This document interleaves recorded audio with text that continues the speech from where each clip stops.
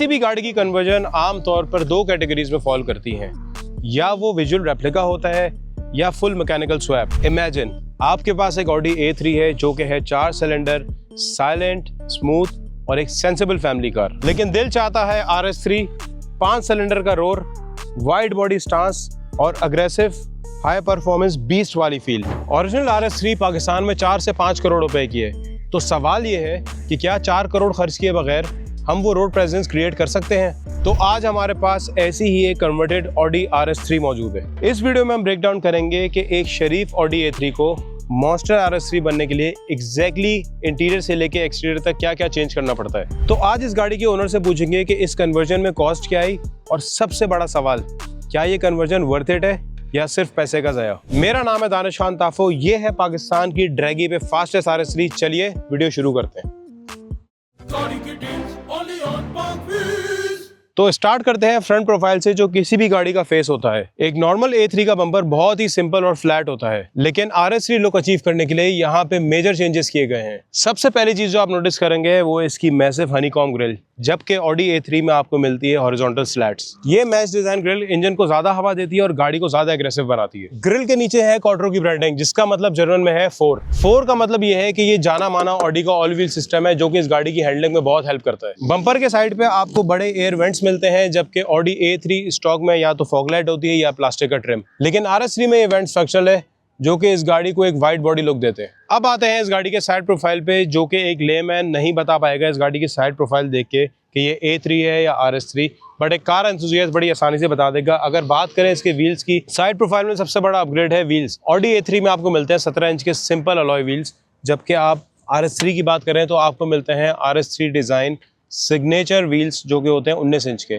इस स्पेसिफिक गाड़ी ने अभी रिसेंटली किया है ऑटोक्रॉस, तो इसमें स्लिक्स के साथ 18 इंच के व्हील्स हैं। दूसरा इस गाड़ी में डिफरेंस है साइड मिरर कवर का। ऑडी A3 में आपको बॉडी मैचिंग के साइड मिरर कवर मिलते हैं, जबकि RS3 में आपको मिलते हैं मेटालिक सिल्वर कलर के साइड मिरर कवर। अदरवाइज अगर आप गाड़ी को साइड से देखें तो ये ऑडी A3 ही लगती है। RS3 का फ्रंट बहुत ही एग्रेसिव होता है, जबकि रेयर से बात करें तो ये गाड़ी अपनी पावर दिखाती है। A3 का बम्पर पीछे से राउंड होता है, RS3 में पीछे आपको एक एग्रेसिव फिन्स के साथ डिफ्यूजर मिल जाता है। A3 में होता है पीछे एक साइड पर ड्यूल एग्जॉस्ट, बट इसके एग्जॉस्ट पीछे 2 ओवल शेप में है, जो कि बहुत ही एग्रेसिव लुक देते हैं। अगर आप ट्रैफिक में इस गाड़ी के पीछे खड़े हो तो ये गाड़ी आपको बताती है कि आप RS3 के पीछे खड़े हैं। ट्रंक के ऊपर एक क्यूट सा लिप स्पॉइलर है, जो कि इसकी रेयर लुक को कंप्लीट करता है। तो ये था RS3 का एक्सटीरियर, और चलते हैं इसके इंटीरियर में और देखते हैं क्या ये अंदर से भी RS3 का फील देती है या नहीं। बाहर से गाड़ी जितनी भी मॉन्स्टर हो, लेकिन आप ज्यादातर टाइम गाड़ी के इंटीरियर में बैठ के गुजारते हैं। स्टैंडर्ड A3 का इंटीरियर बहुत ही बेसिक होता है, लेकिन आपको RS3 फील लाने के लिए 4 मेजर चेंजेस करने पड़ते हैं। अगर बात करें इसके स्टीयरिंग व्हील की, तो ऑडी A3 में आपको मिलता है राउंड स्टीयरिंग व्हील, जबकि RS3 में आपको मिलता है flat bottom steering wheel with Alcantara और पैडल शिफ्टर्स, जो कि आपको एक बड़ा ही जबरदस्त फील देता है और आपको ग्रिप करने में बहुत हेल्प करता है। स्टैंडर्ड A3 के अंदर आपको मिलता है एनालॉग मीटर, जबकि आपको RS3 में मिलता है वर्चुअल कॉकपिट, जिससे आपको RPM फरारी की तरह सेंटर में मिलता है, और आपको इसमें सेकेंडरी स्क्रीन की जरूरत भी नहीं पड़ती, आपकी सारी डिटेल्स आपके मीटर में आ रही होती है। थर्ड अपग्रेड है इस गाड़ी की RS style super sport bucket seat, जो कि हनीकॉम्ब स्टिचिंग और डायमंड स्टाइल पैटर्न में। A3 में आती है बेसिक सीट, जबकि RS3 में आपको मिलती है ये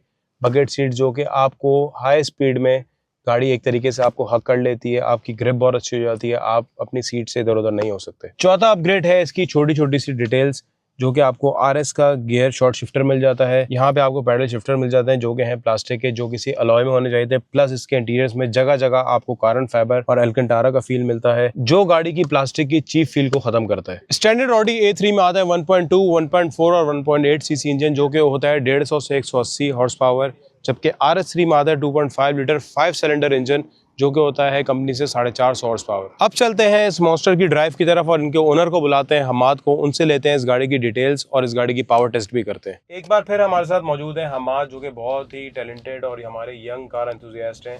फिर से एक बड़ी यूनिक गाड़ी और बड़ी खूबसूरत जानदार बीस लेकर आए हैं। ये बताएं, सबसे पहले हम टेक्निकल बात करते हैं आपसे, इसकी परफॉर्मेंस पे आपने क्या क्या चेंज किया और कितना खर्चा आया है आपका? दानिश भाई, अभी तक तो इस पे 180-190 के राउंड अबाउट लगे हैं, उसमें कन्वर्जन्स हैं। ठीक है। और अभी बेसिकली इन पाकिस्तान की टर्म्स में ये स्टेज 2 ट्यून हुई हुई है, जिसमें इसके डाउन पाइप्स हैं, इनटेक है और गाड़ी रिफ्लैश हुई है। ठीक है, इसमें आई थिंक इसका आपका आगे कूलर भी चेंज होता है? नहीं, इसके अंदर इनटेक है एंड वो है इंटरकूलर नहीं चेंज होता जब इंटरकूलर इसमें अभी स्टॉक है, पर ये गाड़ी ट्यून हुई हुई है एथनॉल पे भी। ठीक है। अच्छा, अब ये बताएं कि एक बॉल पार्क फिगर मुझे बताएगा कि जब गाड़ी को आपने अपग्रेड किया, क्योंकि कन्वर्जन आज के दिनों में मैंने सुना है कॉस्ट करती है 170-180 की। हाँ जी। तो आपने ऊपर मजीद परफॉर्मेंस पे कितने पैसे लगा दिए इस गाड़ी के? कन्वर्जन अगर 170 की होती है ये, क्योंकि अर्ली कार थी, इसकी कंपैरेटिवली सस्ती थी, ठीक है। पर इसमें वही अराउंड अबाउट 180-190 के आसपास लग गए हैं, जिसमें ट्यून वगैरह सारा इंक्लूडेड है। 180 मतलब गाड़ी के बगैर गाड़ी के साथ ही मतलब 10-15 लाख रुपए आपने ऊपर लगाए हैं? 10-15 लाख ऊपर लगाए हैं, ठीक क्योंकि है। जब कन्वर्ट हो रही थी उसी के दौरान हम लोगों ने ट्यून कर दी थी। Okay okay. अच्छा, इस वक्त ये गाड़ी की हॉर्स पावर क्या है? इस वक्त ये 500 व्हील्स पे। And if I am not wrong ये ड्रैगी में सबसे तेज गाड़ी है? हाँ जी, इसका 0 to 100 अंडर 3 सेकंड है, जो अराउंड 2.97 सेकंड्स था। ठीक है। और इसमें मेजर अपग्रेड्स मजीद आपने कुछ प्लान किए हैं? मैंने सुना है RS3 में जो ना इंजन आप बिल्ड भी कर सकते हैं, आपके पास बड़ा स्पेस है। इसमें इंजन बिल्ड करना है जी। इसके हम लोगों ने गाड़ी खरीद ली है जिसमें बिल्ट इंजन था पहले से, ठीक है। तो वो अभी आ रही है, तो फिर इसको बिल्ट इंजन पे। तो जब आप इंजन इसका बिल्ड करते हैं तो आपको गियर में कोई वो नहीं होता कि गियर भी चेंज करना पड़े? गियर भी चेंज होगा, गियर भी बिल्ट होता है, उसमें बेसिकली अलग से क्लचेस होते हैं। ठीक है। ऑब्वियसली स्टॉक गियर बॉक्स जितना भी सपोर्ट नहीं कर पाएगा, वो नहीं सपोर्ट कर सकते। ठीक है। अच्छा, जैसे हमाद में देख रहा हूँ आप लोगों ने परफॉर्मेंस पे तो बहुत काम किया और अपनी सब गाड़ियों पे मैं देखता हूँ कर रहे हैं। आपने इसकी गाड़ी को कहते हैं ना स्पीड देने के लिए तो आपने खर्चा कर दिया है, बट इसकी ब्रेक्स पे और इसकी सस्पेंशन पे आपने कुछ काम किया है, कोई खर्चा किया है इस पे? दानिश भाई ऑलरेडी अपग्रेडेड सस्पेंशन वाली थी जिसमें मैग्नेटिक सस्पेंशन होता है। ये इसमें दो ऑप्शंस होते हैं, कॉइल ओवर्स होते हैं और एक मैग्नेटिक वाला होता है। ये मैग्नेटिक वाला है तो ये हार्ड सॉफ्ट हो जाते हैं। ठीक है। और दूसरा है इसकी ऑलरेडी ब्रेक्स बहुत अच्छी होती हैं, तो इसको ऐसा ज़रूरत नहीं है ब्रेक्स अपग्रेड करने की। मैं समझता हूँ ये गाड़ी इतनी स्मूथ है और इतनी मज़ेदार है, कंफर्टेबल है कि आप इसको एज अ डेली ड्राइव भी यूज़ कर सकते हो। हाँ जी, RS3 बेसिकली पाकिस्तान में कराची में तो नहीं हो सकती रोड्स की वजह से, पर बाहर इन गाड़ियों का कॉन्सेप्ट ही है कि आप इनको डेली करें, इनको भगाएं, और ये ऐसी कार है कि इनको आप वीकेंड करने की ज़रूरत नहीं है, इसको आप डेली कर सकते हो। और सेफ्टी फीचर्स पे जाएं तो इसमें एयर बैग कितने दिए गए हैं गाड़ी में? इसमें if I am not wrong 6 airbags हैं। जो 8-3 होती है और इसका सेम हिसाब होता है, और इसमें ABS हैं जो नॉर्मल ड्राइविंग एड्स होते हैं, और इसमें रडार भी है, रडार ऑटो ब्रेकिंग। और दूसरा मुझे ये बताएं, RS3 में मैंने देखा सनरूफ वगैरह होती है। हाँ जी। आपकी हार्ड टॉप वाली गाड़ी है। दानिश भाई हमें परफॉर्मेंस चाहिए थी और हमने बेसिकली इसको ऑटो क्रॉस रेडी करने के लिए भी बनाया था। तो सनरूफ का मसला मेन ये होता है कि शैसी जो होता है वो कम स्टिफ होता है। इसका रिलेटिवली ज़्यादा स्टिफ शैसी होता है क्योंकि एक सॉलिड रूफ होती है। अच्छा, ओके। दूसरा ये बताएं, ऑटो क्रॉस में आपने चलाई गाड़ी, आई थिंक ये पोडियम पे भी आई है गाड़ी? हाँ जी, एक दफ़ा पोडियम पे। ठीक है, तो कैसी इसकी हैंडलिंग वगैरह? मज़ेदार है, मज़ा आया आप लोगों को? हाँ जी, ऑल व्हील की वजह से ये बहुत अच्छा एडवांटेज है, और ये इसमें क्योंकि DSG है तो ईवो से भी काफ़ी आगे in terms of auto cross वगैरह परफॉर्मेंस के अंदर। ठीक हो गया। अच्छा हमाद ये बताएं, एक स्टॉक A3 होती है जैसे, उसके बाद जब आप RS3 पे अपग्रेड करते हैं तो बेसिकली A3 को ही कन्वर्ट करते हैं ना आप, तो ड्राइविंग डायनामिक्स में क्या फ़र्क आता है इसके? दानिश भाई मेन बॉडी सेम होती है, स्ट्रक्चरल एज सच नहीं होता, इसका सिर्फ रेयर बूट चेंज होता है। ठीक है, बूट फ्लोर चेंज होता है। हाँ। बाकी ऑब्वियसली बात है सस्पेंशन और रोल बार्स वगैरह ये सारा चेंज होता है, क्योंकि वो एक कंफर्ट क्रूजर है, ये एक परफॉर्मेंस सेडान है जिसको आप डेली कर सकते हैं। तो ये रिलेटिवली काफ़ी स्टिफ होती है इन गाड़ियों से, पर लोअर्ड होती है और वो इसी वजह से होती है कि इतने पावरफुल इंजन को हैंडल करने के लिए। और अगर मैं गलत ना हूँ तो मुझे जहाँ तक अंदाजा है ये गाड़ी आप लोगों ने खुद घर में ही कन्वर्ट की? ये घर में कन्वर्ट हुई थी। तो अब तो गाड़ियाँ आप लोग घर में ही कर रहे हो कन्वर्ट सारी? हाँ जी, हमारी एक E63 बाहर हुई थी, बाकी C भी घर पे हो रही थी। ठीक है, और ये भी घर पे हुई थी। अच्छा, एक सवाल है, वैसे पूछना नहीं चाहिए इन गाड़ियों में, लेकिन मैं आपसे पूछ लेता हूँ, इसका फ्यूल एवरेज क्या चल रहा है?